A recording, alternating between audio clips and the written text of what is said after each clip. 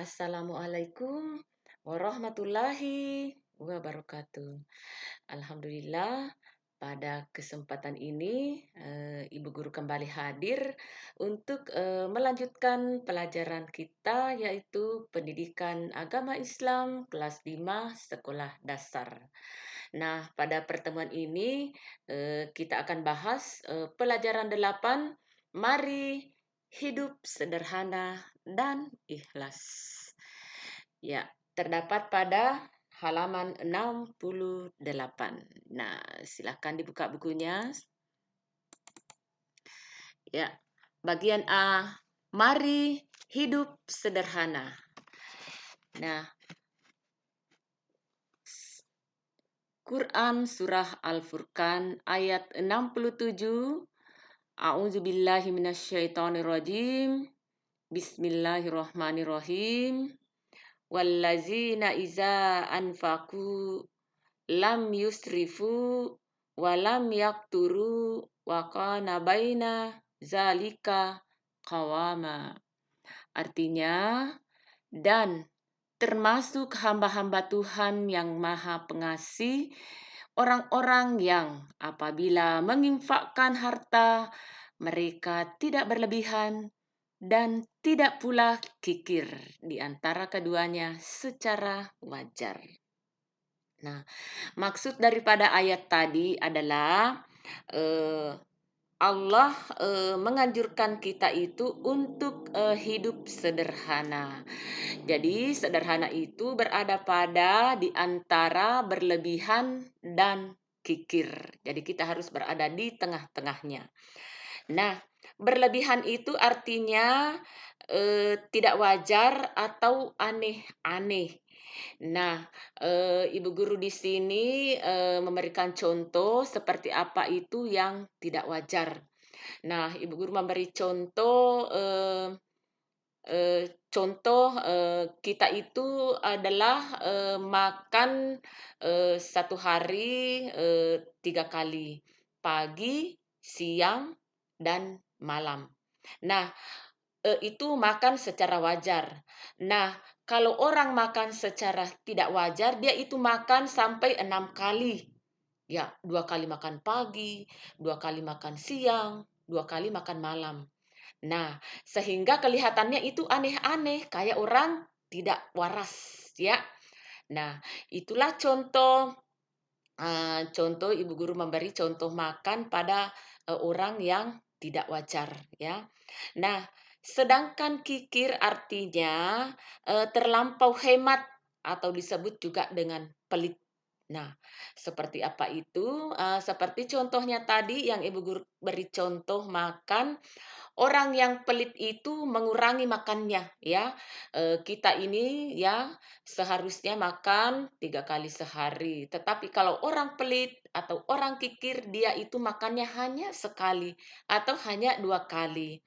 Sehingga em, dengan kondisi tadi itu makan hanya 1 kali atau 2 kali membuat fisiknya menjadi lemah, tidak mampu untuk bekerja, tidak mampu untuk berpikir, tidak mampu untuk beribadah. Olehnya itu Allah juga melarang orang yang pelit, ya. Jadi kita harus berada di antaranya, ya, yaitu sederhana, tidak berlebihan dan tidak pula kikir. Ya.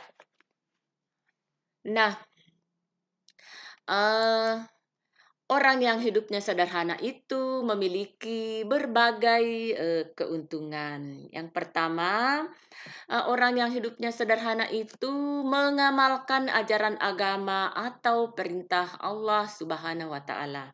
Nah, seperti yang tadi Ibu Guru contohkan, kalau orang yang hidupnya sederhana itu melaksanakan atau menjalankan perintah Allah Subhanahu wa taala. Ya, tapi kalau orang yang hidupnya tidak, apa namanya, yang tidak wajar, bagaimana mau melaksanakan, perintah Allah, mau beribadah, kalau dia kerjanya hanya makan, selesai makan ngantuk, ya, tidur. Akhirnya, waktunya itu hanya untuk makan dan tidur, ya. Jadi tidak ada waktunya untuk, beribadah. Nah, sementara kalau orang beribadah itu mendapat pahala, ya. Jadi otomatis pahalanya juga tidak ada. Nah, keuntungan yang kedua adalah mampu melawan godaan setan yang mendorong hidup boros. Ya, kalau orang misalnya orang yang hidupnya berlebih-lebihan itu condong kepada berteman dengan setan, ya. Makan yang berlebihan, itu kan hobi setan itu menggoda manusia bagaimana supaya tidak bisa melaksanakan ibadah. Kemudian membuang-buang uang, membeli barang yang tidak berguna, itu semua perbuatan yang boros ya. Ah, pokoknya segala sesuatu yang memboroskan itu, menggunakan air juga terlalu boros, itu juga berteman dengan setan ya. Jadi kita harus sederhana, mempergunakan sesuatu secukupnya ya, sesuai dengan kebutuhan. Nah, keuntungan yang ketiga memiliki sikap rendah hati. Nah, orang yang hidupnya sederhana itu meskipun dia memiliki banyak harta, tetapi hidupnya sederhana itu otomatis memiliki sikap rendah hati dan disenangi oleh banyak orang karena tidak sombong ya, rendah hati. Kemudian yang keempat yaitu bebas dari penyakit resah dan gelisah. Ya, jadi kalau orang hidupnya sederhana, tidak pernah merasa gelisah ya. Karena tidak memaksakan dirinya untuk memiliki sesuatu yang tidak mungkin bisa dijangkau ya. Misalnya keadaan ekonominya pas-pasan, tetapi dia memaksakan dirinya untuk memiliki sesuatu yang tidak mungkin dijangkau ekonominya sehingga eh, menimbulkan berbagai masalah, entah itu meminjam, entah itu macam-macam ya. Jadi kalau orang memiliki hidup sederhana itu otomatis bebas dari penyakit resah dan gelisah. Nah, keuntungan yang kelima, tidak mengambil harta orang lain. Ya, jadi maksudnya di sini tidak mengambil harta orang lain ya, termasuk itu mengambil paksa barang orang itu namanya mencuri ya, tanpa seizinnya. Jadi kalau orang hidup sederhana itu hidup sesuai dengan kemampuannya, tidak memaksakan untuk mengambil paksa milik orang lain ya, karena ingin gaya hidup yang di luar daripada kondisinya ya atau keadaannya. Nah, jadi contoh masih ada lagi, cuma ibu guru memberi di sini ada 5 contoh saja. Nah, kemudian eee, kita harus mengaplikasikannya kembali dalam kehidupan sehari-hari ya, tentang hidup sederhana. Nah, selanjutnya kita masuk kepada bagian B, ikhlas beramal. Nah, apakah itu ikhlas? Ya, seperti yang dijelaskan pada buku paket, terdapat pada halaman 70, ikhlas maknanya itu bersih dari kotoran. Ikhlas adalah perbuatan hati, ya. Karena ikhlas itu ada di dalam hati. Nah, jadi ikhlas adalah mengerjakan suatu pekerjaan dengan perasaan senang hati tanpa mengharapkan imbalan. Ya, jadi kita tidak mengharapkan imbalan, itu namanya ikhlas. Tetapi kalau mengharapkan sesuatu, entah itu mau dipuji, entah itu mau dibayar atau lain-lainnya, itu sih namanya bukan ikhlas ya. Jadi Ibu Guru ulang, ikhlas itu adalah mengerjakan sesuatu pekerjaan dengan senang hati tanpa mengharapkan imbalan. Ya. Nah, yang kedua, ikhlas beramal karena Allah Subhanahu wa taala.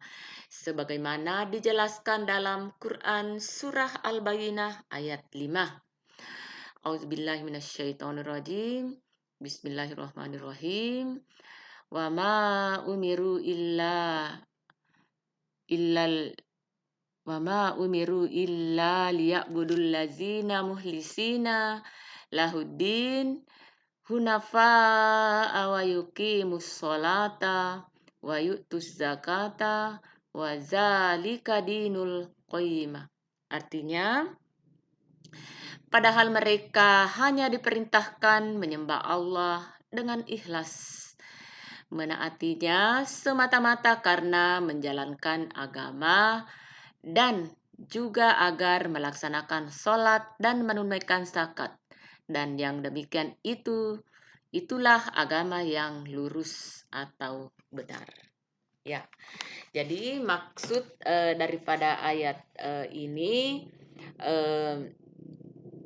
kita hanya diperintahkan untuk menyembah hanya kepada Allah Subhanahu wa taala dengan ikhlas. Berarti melakukan ibadah sholat harus dengan ikhlas karena Allah Subhanahu wa taala, bukan karena ingin dipuji oleh orang tua atau seseorang.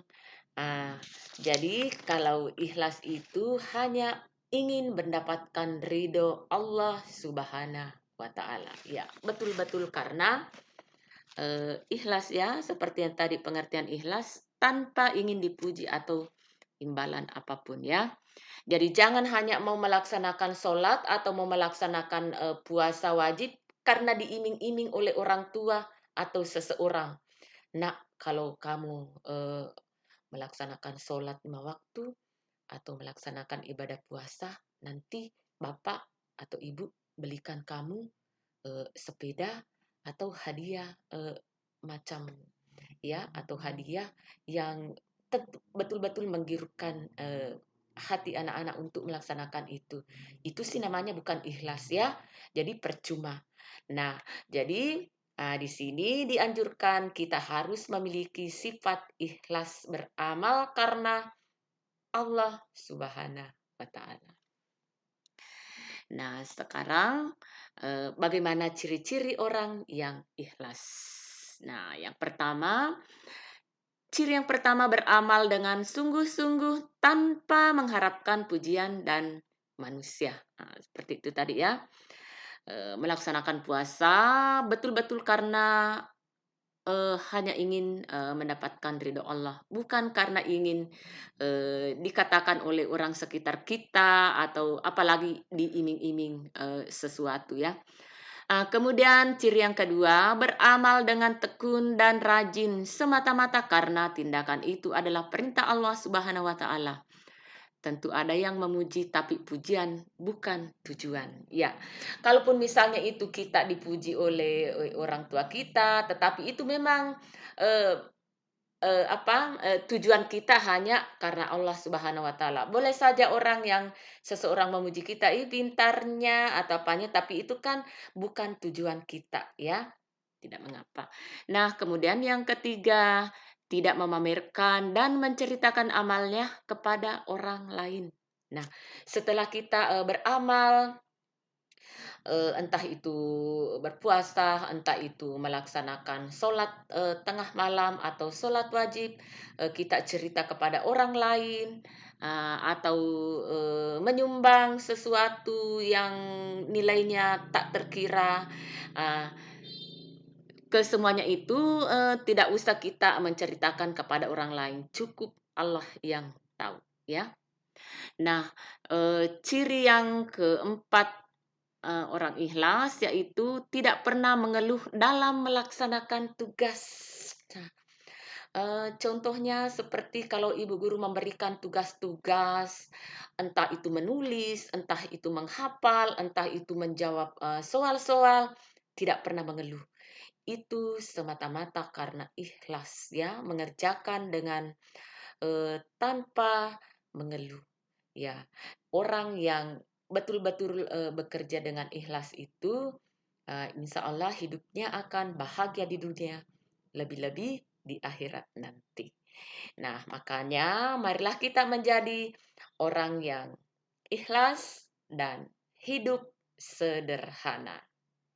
Ya, demikianlah penjelasan singkat Ibu Guru. Kalaupun ada yang kurang jelas, mohon boleh chat atau membaca ulang kembali materinya, atau anak-anak bisa, mencari di Google, eee, atau di ya artikel-artikel. Untuk tugasnya anak-anak nanti akan mencari, pada, kolom tugas ya, pertanyaan. Ya, ibu guru nanti akan menulisnya di pertanyaan, kemudian, dijawab kembali. Iya, sekianlah pertemuan kita hari ini. Ibu guru akhiri dengan ucapan, "Assalamualaikum warahmatullahi wabarakatuh."